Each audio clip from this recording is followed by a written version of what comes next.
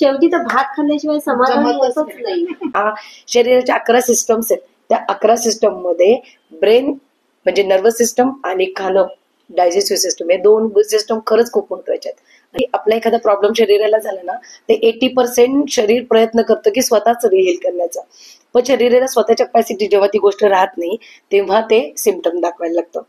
जे आपल्याला आता सिम्पटम दिसतात आहेत ना ते शरीराने ऑलरेडी प्रयत्न केलेला असतो रिहील करण्याचा. नमस्कार, मी सुरेखा. आजच्या व्हिडिओचा आपल्या विशेष आहे की आपल्याकडे एक मार्गदर्शक आलेले आहे, आपली मैत्रीण आहेत त्या. तर आहार विहार 40 नंतर या विषयावर त्या आपल्याला सल्ला देणार आहेत, मार्गदर्शन करणार आहेत. तर आपली मुक्ता त्यांची ओळख करून देणार आहेत.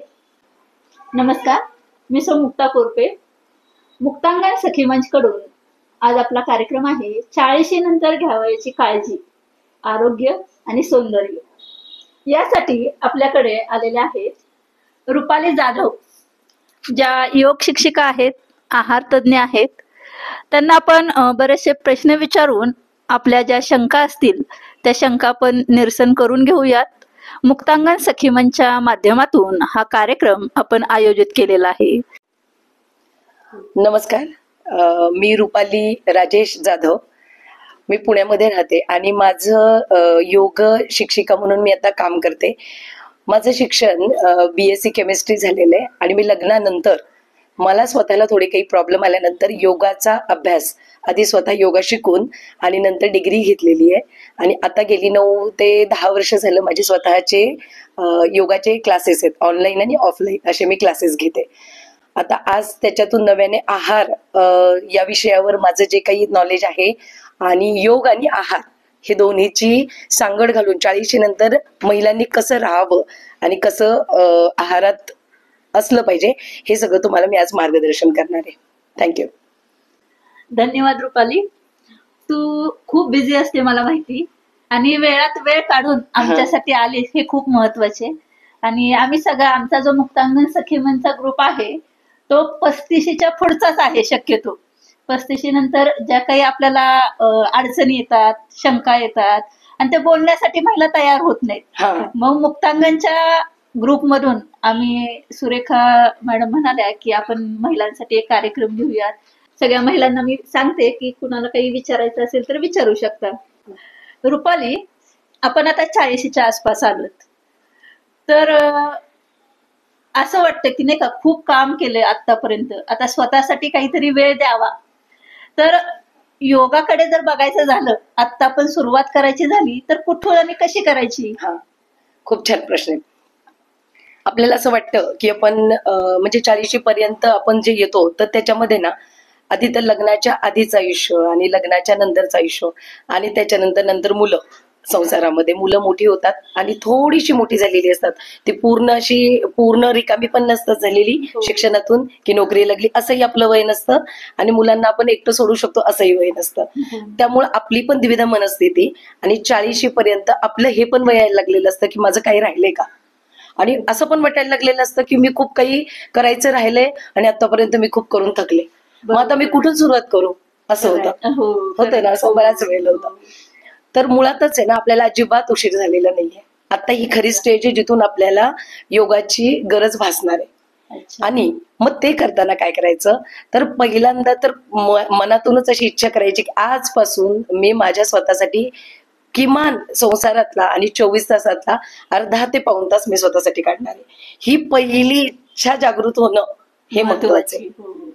तुम्हाला आज सगळ्यांना हा कार्यक्रम करायचं सुचलं आणि तुम्ही सगळ्याजणी आज एकत्र आलात ना, ते एकटीला असं खूप प्रत्येकीला मनात येत असतं की मी काहीतरी केलं पाहिजे, मी काय करू समजत नाही. पण जेव्हा आता सगळ्याजणी आपण एकत्र बसलोय ना तर आज प्रत्येकाला इथून गेल्यानंतर वाटणार की नाही मी आजपासून सुरुवात करणार काहीतरी. म्हणून पहिली तर इच्छा जागृत होणं हेच महत्वाचं. इच्छा तर झाली, पण आता सुरुवात कुठून करायची आम्हाला तर त्यातलं काहीच माहिती नाही. आता कसं आहे की प्रत्येकीच आता काही महिला ह्या जॉब करतात, वर्किंग आहेत, काही हाऊसवाईफ आहेत.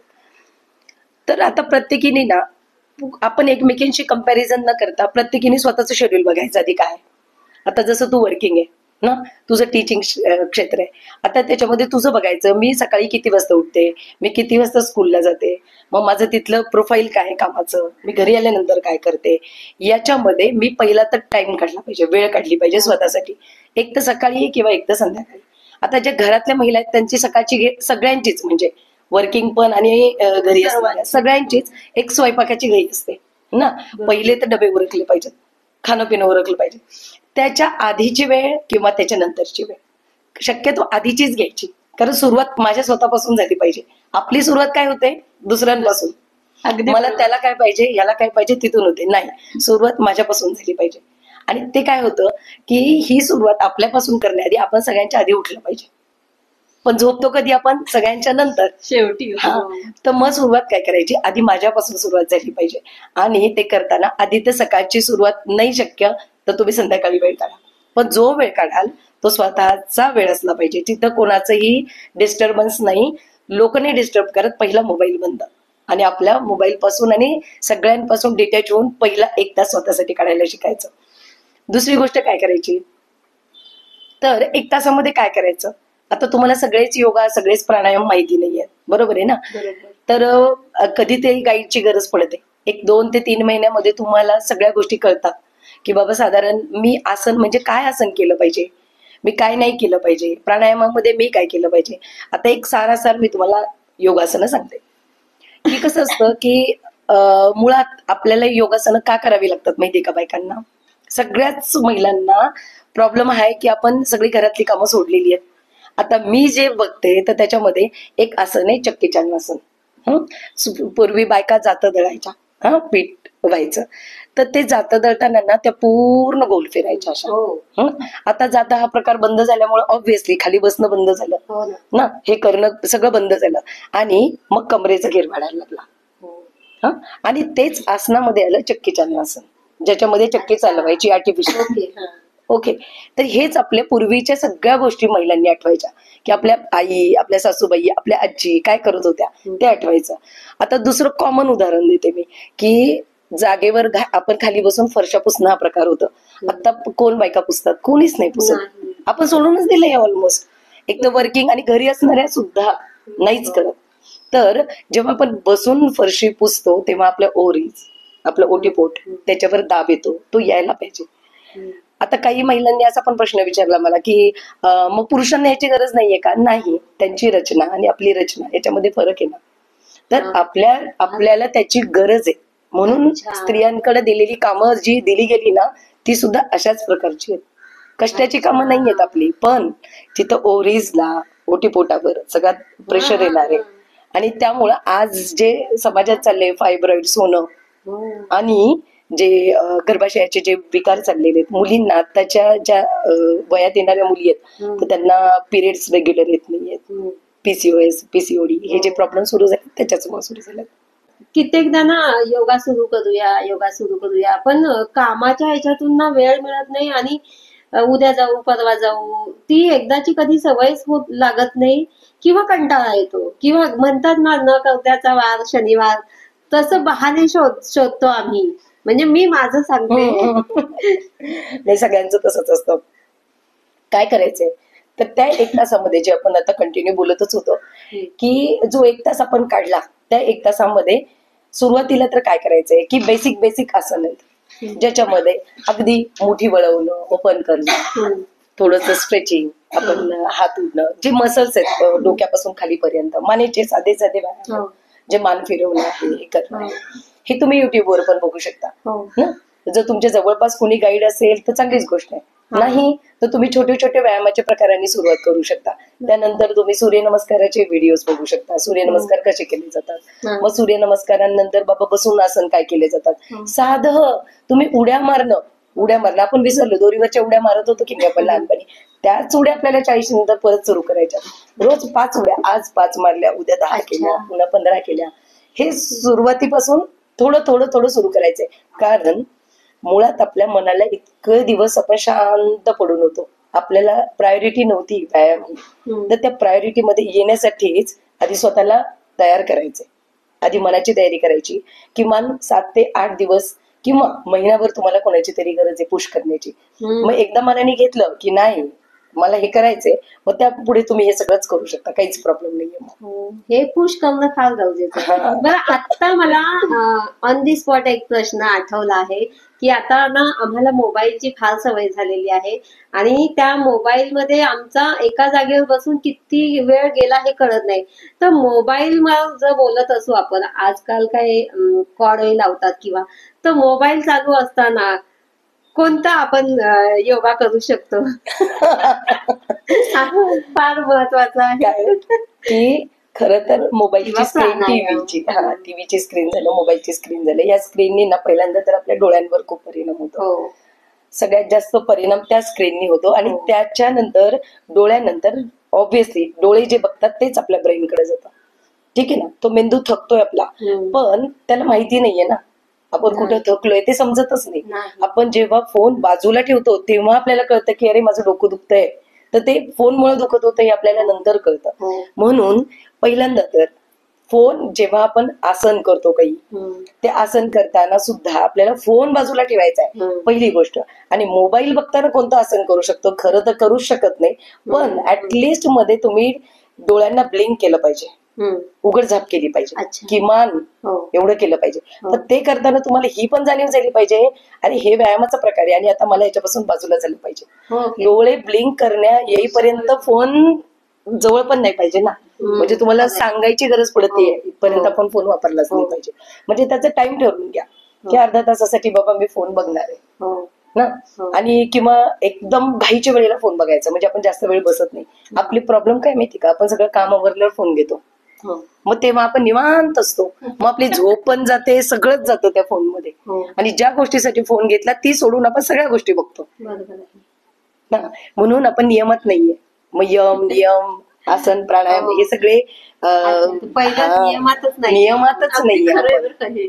आणि माझा दुसरा प्रश्न काय आहे की आता हे तर समजलं की मेनोपॉज नंतर आपले मूड स्विंग होत असतात, तर कधी अचानक नैराश्य येतं, कधी अचानक रडायला येतं, तर कधी अचानक खूप आनंदी असल्यासारखं वाटतं. तर आनंदी होत असतो ना त्या मूड मध्ये काही करायची गरज नसते एवढी, पण ज्यावेळेस नैराश्य येतं, अचानक रडायला येतं, तर त्याच्यासाठी काही प्राणायाम आहेत का?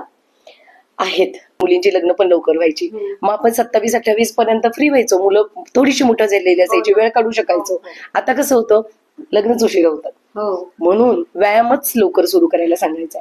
आणि एक ऍटलिस्ट 30-35 पासून जर आपण सुरुवात केली ना, तर आपल्याला ही वेळच येत नाही. कारण आपल्या आई, आजी, सासू जे कोणी आहेत, तर त्यांना मेनोपॉज मध्ये मूड स्विंग झाले की नाही झाले? त्यांनाही झाले, पण त्यांना कळाले का? नाही कळाले. आपल्यालाच का कळतात ते? कारण त्यांचं काम त्या प्रतीचं होतं, खाणं त्या प्रतीचं होतं, आणि इव्हन विचार करण्याची पद्धत पण त्यांची त्या प्रतीची होती. स्ट्रेस नव्हता जास्त. आपलं काय होतंय की आपलं फिजिकल वर्क कमी आणि मेंटल वर्क आपलं जास्त होतंय, त्याच्यामुळे आपल्याला कळत नाही. आणि या गोष्टीवर योगा आणि प्राणायाम हा खूप सुंदर फरक देतो स्त्रियांसाठी. म्हणून आपण 30-35 पासून सुरुवात केली पाहिजे. ठीक आहे, आपण 40ला सुरुवात केली, मग पर्टिक्युलर याच गोष्टीसाठी आपण जर करायचं असेल तर पश्चिमोत्तानासन म्हणून एक आसन आहे की ज्याच्यामध्ये ओव्हरीजवर ताण येतो, आपण खाली वाकतो, त्याच्यामध्ये वाकण्याची आसनं पाहिजेत ना. आणि दुसरी गोष्ट, प्राणायामामध्ये अनुलोम विलोम हे जनरल आहे बरं का, हे जनरल आहे. जे स्विंग्स आहेत ना, मूड स्विंग, हे एक प्राणायाम तुम्हाला काहीच नाही जमलं ना तरी तुम्ही 15 ते 20 मिनिटं बसलं पाहिजे. आणि अनुलोम विलोम हा प्राणायाम सगळ्यांना माहिती, तर तो प्राणायाम तुम्ही छान शिकून घ्या. आणि तो प्राणायाम न कुठली शरीराची मुवमेंट चेंज करता किमान रोज स्वतःशी कॉम्पिटिशन करा. आज 3 मिनिटं, उद्या 4 मिनिट, उद्या 5 मिनिट, 7 ते 8 मिनिटापर्यंत अनुलोम विलोम हा प्राणायाम इतका प्रभावी प्राणायाम आहे तुमच्या मूड स्विंग्सवर. खूप छान आहे, मी अनुभवलाय ते. मला एक प्रश्न विचारायचा होता, आपल्यासाठी ना व्यायाम का जिम कोणतं योग्य आहे? हा, म्हणजे आता कसं आहे की व्यायामाचे प्रकार म्हणजे कुठे कुठे आता सध्या आपल्या समोर काय काय ऑप्शन येतात. जर आपण व्यायामाला जायचंय उद्यापासून, तर आपल्याला सगळे सजेशन काय येतील, तू ना जिम लावून घे, कोणी म्हणेल एरोबिक्स लाव, कोणी म्हणेल योगाला जा तू ना. आता मी योगा टीचर आहे म्हणून मी योगाच सजेस्ट करेन, पण त्यातला फरक तुम्हाला कळायला पाहिजे की आपण योगाला का जायचंय. कसं असतं, योगा म्हणजे योग या शब्दाचा, योगा शब्द नाही हा, योग योगला अर्धा ग येतो. म्हणजे योग याचं अर्थच असा आहे जोडणं. तर शरीर आणि मन ह्या दोघांना एकमेकांना जोडणं म्हणजे योग. मग आपण जे काम करतोय जिम मध्ये किंवा एरोबिक्स मध्ये, हे जे व्यायामाचे प्रकार आहेत तर ते ना फास्ट आहेत आणि ज्याच्यामध्ये फक्त शरीरावर काम केलं जाईल. अर्थात त्याचा परिणाम मनावर होतोच, पण चांगलाच होतो. पण योग ही अशी एक गोष्ट आहे की जिथे शरीर आणि मन ह्या दोघांना आपल्याला एका याच्यात आणायचंय. आणि ती सगळ्यात जास्त गरज स्त्रियांना आहेत, कारण स्त्रिया भावनिक आहेत ना. स्त्रियांच्या भावना, आणि म्हणूनच मेनोपॉज मध्ये आपले मूड स्विंग्स होतात ना. पुरुषांना हा प्रॉब्लेम येत नाही, तर आपल्याला येतो. म्हणून योगाची गरज महिलांना जास्त आहे आणि म्हणून आपण योगा केला पाहिजे असं. 45 नंतर जास्त म्हणजे सीट आणि पोट ह्या दोन गोष्टी वाढतात. तर त्याच्यासाठी डेली रुटीन मध्ये आपण काय एक्सरसाइज केली पाहिजे, की आपण जी घरात कामं करतो त्या कामांमध्येच आपला तो एक्सरसाइज पण झाला पाहिजे थोडासा, असं काही आहे का सोपं? लग्नानंतर आणि डिलिव्हरी नंतर जास्त असे 2 टप्प्यात वाढतात वजनाचे. ज्यांचे कुठले वजन वाढतात तर ते त्या 2 टप्प्यात वाढतात. आता काय होतं की डिलिव्हरी नंतर सांगितलं जातं की तिला आरामाची गरज आहे आणि तू आता भरपूर व्यवस्थित जेवण कर ना. आता तू काही विचार करू नकोस तुझा, तू आधी बाळाला तुझ्यावर सगळं आहे ना अवलंबून, त्यामुळे तू चांगलं जेवण करायचंय. आणि तिथं जी भूक आपण खातो आणि आपण सगळी भूक वाढलेली असते ना, तर तिथं आपण ती कट कुठं करायचं हे नाही आपल्याला कोणी सांगितलं. आपल्याला फक्त तेव्हा खायला सांगितलं. पण 2 वर्षानंतर 3 वर्षानंतर तू पुन्हा पूर्वावस्थेत यायचंय हे कोणी आपल्याला आठवणच नाही करून दिली. कळलं? थायरॉइड आपलं बॅलन्स राहण्यासाठी काय करायला पाहिजे, मग त्याची सगळी आसनं योगामध्ये आहेत. कसं होतं की वजन वाढतं, तर वजन कुठं वाढतं माहिती का? प्रत्येक स्त्रीचं वेगवेगळ्या प्रकारात वजन वाढतं. आता माझं वजन वाढेल तर ते पोटातच वाढतं, यांचं वजन वाढेल ते मांड्यांमध्ये वाढेल, कोणाचं सीटमध्ये वाढेल, कोणाचं छातीमध्ये वाढेल, कोणाचे दंड वाढतात आणि कोणाकोणाचं गालांमध्ये वाढतं. असं प्रत्येकाचं वेगवेगळं ठरलेलं आहे. बघा तुम्ही डिलिव्हरी नंतर सगळ्या स्त्रियांचं एका ठिकाणी वजन वाढतं का? नाही. फॅट्स जमा होतात, ते एकाच पार्ट मध्ये होतात. बघायचं आपण ते काय होतात. आणि फॅट लॉस किंवा फॅट लूज करायला सुरुवात तर ऍक्टिव्हिटी पासून करायची. आणि बेसिक गोष्टी आहेत ज्या तुम्ही करू शकता. सगळे घरातले मेंबर्स बाहेर गेल्यानंतर पहिल्यांदा उड्या मारा, मनसोक्त उड्या मारा. दोरीवरच्या उड्या मारल्या की नाही आपण, तशा उड्या मारा. कामाला बाई असेल काढून टाका, तिचा पगार स्वतः एखादा ड्रेस घ्या विकत, मस्त बसून फरशा पुसा, घाम निघाला पाहिजे आणि बंद झाली पाहिजेत फॅट्स. आणि तिसरी गोष्ट, सकाळी लवकर उठा. जास्तीत जास्त वेळ सकाळी उठण्याचा घालवा. आणि दिवसभरामध्ये तुम्ही झोपला नाही तर रात्री तुमची झोप मात्र पूर्ण कंप्लीट झोप झाली पाहिजे. हा, मला एक प्रश्न विचारायचा आहे. मी असं आपण म्हणतो की काममध्ये आहे हे आहे तर आपण काम करत नाही जाडी वाटते, पण मग मी घरातली सगळी कामं करते तरीही माझी जाडी वाटते का? आता याचं कारण असं आहे की जरी तुम्ही खूप फिजिकल एक्सरसाइज करत असाल, डाएट पण व्यवस्थित असेल, पण त्याच्यामध्ये काहीतरी एक स्ट्रेस एक फॅक्टर आहे की त्यामुळं तुमचं बॉडीचं वजन झपाट्याने वाढतंय किंवा झपाट्याने कमी होऊ शकतं. तर त्याच्यामध्ये झपाट्याने वाढणं ही क्रिया होते की कुठेतरी स्ट्रेस लेवल. पण त्याच्यामध्ये पुन्हा प्राणायाम, तर तुम्ही योग्य प्राणायाम केले तर ते बॅलन्स होऊ शकतं. त्याच्यासाठी कोणता प्राणायाम केला पाहिजे? आता पुन्हा त्याच्यामध्ये ऍक्च्युली प्राणायाम कसे आहेत की अनुलोम विलोम, कपालभाती, नंतर भस्त्रिका, हे सगळे प्राणायामाचे प्रकार आहेत. त्याच्यामध्ये तुम्ही जास्तीत जास्त कपालभाती केला पाहिजे आणि अनुलोम विलोम जो शांत करतो शरीराला तो केला पाहिजे. तिसरी गोष्ट, मुळात तुम्ही ओंकार, उद्वित प्राणायाम, जो आपण ओंकाराचं ध्यान म्हणतो, तर तो उद्वित प्राणायाम म्हणजे तुम्ही खूप ओंकार स्वतःला एक शांत करून डीप ब्रीथ करून खूप ओंकार म्हटले पाहिजे, जिथं मन शांत होणार आहे. रंजना, तुम्ही मगाशी विचारलं ना, त्याचा एक पॉइंट राहिला की जसं वजन वाढण्याचं जसं स्ट्रेस हे कारण आहे ना, तर जसं तुम्ही म्हणालात की माझ्या घरामध्ये कशालाच बाई नाहीये तरी पण माझं वजन काढत आहे. अजून त्याच्या एक ना अजून एक फॅक्टर त्याच्यामध्ये आहे की जसं घरातल्या बायका आपण काम करताना अजून एक चूक काय करतो की आधी उठल्या उठल्या अनुषपोटी सगळी कामं आवरून घेतो आणि मग आपण जेवण करतो ना. आणि मग जेवण केल्यानंतर मग आपण जर वेळ असेल तर थोडस झोपतो पण दुपारी ना. तर त्याच्यामध्ये आपल्या 2 गोष्टी चुकतात. एक तर जेवलेलं अन्न जिरत नाही आणि दुसरी गोष्ट जेवल्यानंतर लगेच झोपतो. तर ते अन्न पचण्यासाठी जो एक्सरसाइज पाहिजे तो एक होत नाही ना. तर एकतर थोडंसं खाऊन आपण काम केलं पाहिजे आणि जेवल्यानंतर नाही झोपलं पाहिजे. ही एक गोष्ट आहे. दुसरी गोष्ट, आहारामध्ये पण थोडंसं काहीतरी बदल असले पाहिजेत.